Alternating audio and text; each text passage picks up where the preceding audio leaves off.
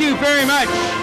I am thrilled to be here at this bipartisan opposition to a very, very bad deal. And the opposition must be bipartisan.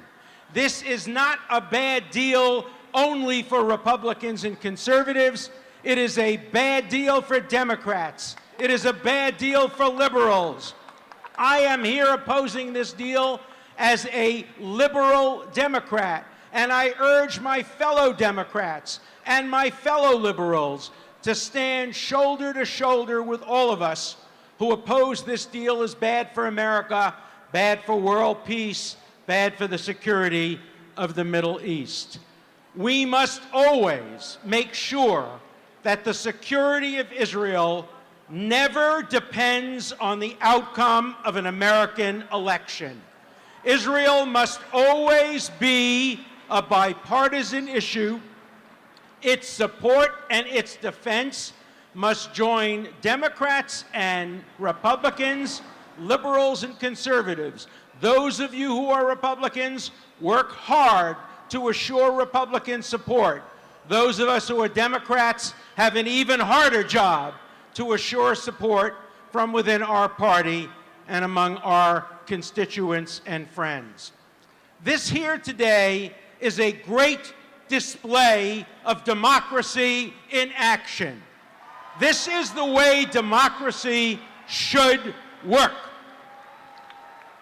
I contrast that with the way the bill is being processed today in Congress.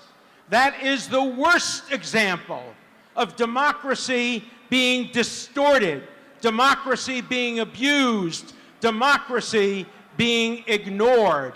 After all, look at the situation the President of the United States has placed us in.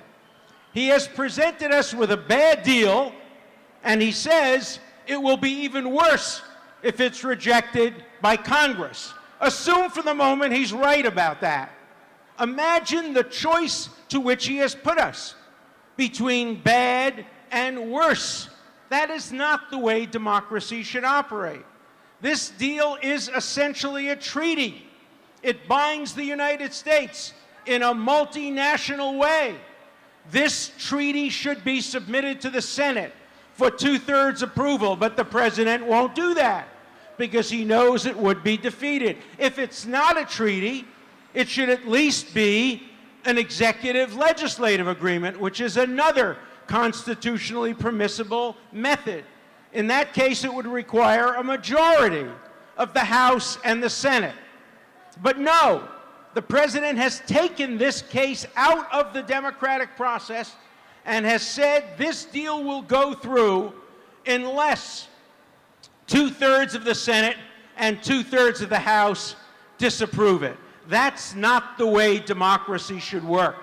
Democracy should be by majority rule, and the majority of the Senate and the House, both of which were elected more recently than the President of the United States, and both of which reflect the current mandate of our country, are opposed to this deal.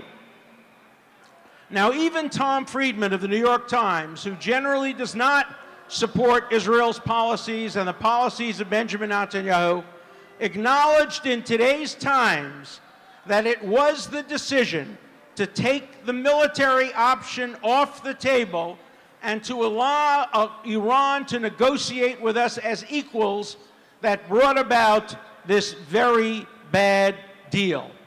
Now, we've heard all kinds of cries of this is Munich and this is Chamberlain. Let me tell you, this is not Munich. The reason this is not Munich is when Munich decided that Czechoslovakia would be dismembered, Czechoslovakia did not have the ability to defend itself. And when the President of the United States tells Israel that it may be subject to the nuclear whims of Iran, the state of Israel does have the ability to defend himself. And I have to tell you, I have known Benjamin Netanyahu since 1973.